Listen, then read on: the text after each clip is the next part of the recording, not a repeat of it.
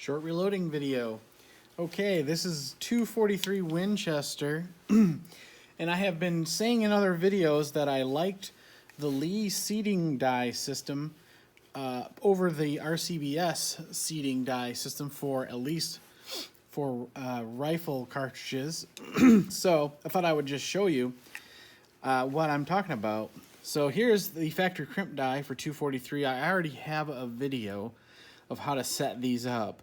But Lee having this crimp die, I think is why they chose not to put a crimp detail of any kind, like a taper or a roll detail inside these die bodies. Because what they want you to do is, I think it's really nice. First thing you're going to need is your RCBS number 3 shell holder, Lee number 2 for 30-06 family. All right, so that's the inevitably what's going to end up happening, obviously. But let me show you how this kind of is set up. This piece here, this kind of seating plug, it threads into this body. And then there's a seating cup here that is intended for to align the bullet like so. Okay.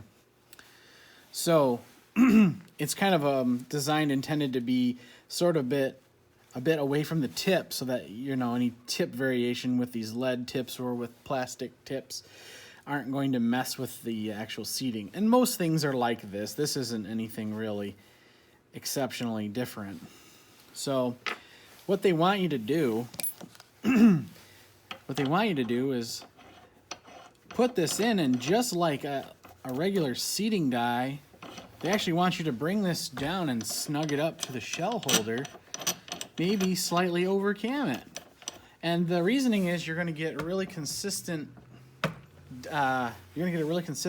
location on the ram. See how easy that was? I took the doggone O-rings out of it.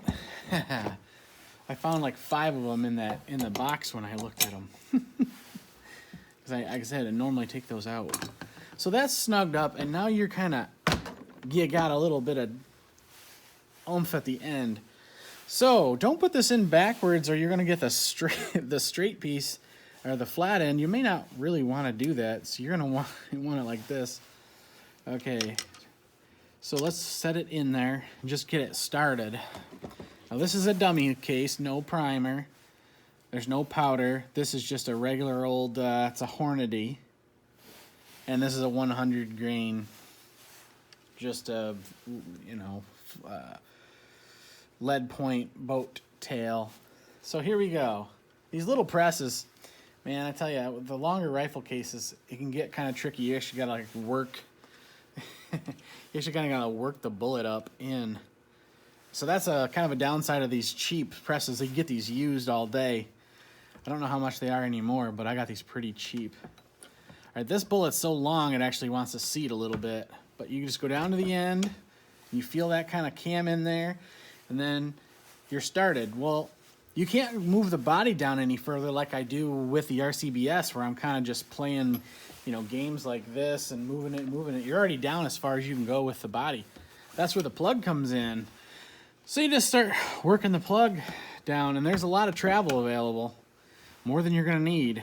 So continuing to go down, you may beat up this particular bullet a little bit because of how many times you're seating it. Okay, I don't have calipers or an idea exactly where I want to place this. This is a dummy load, so I'm just going to pull the bullet afterwards. But this is an example of what you do. Now, there's an O-ring you probably saw if you look at it back in the video. This plug has an O-ring on it, and that's designed to keep it from walking itself out when you're running your batch. So there is no real way to lock that in there. It's going to stay, though. It's not impossible to turn it, but it'll stay where you want it to. Okay, so once you get it set, you just stop touching it, and you just start running your batch. That's how you do it.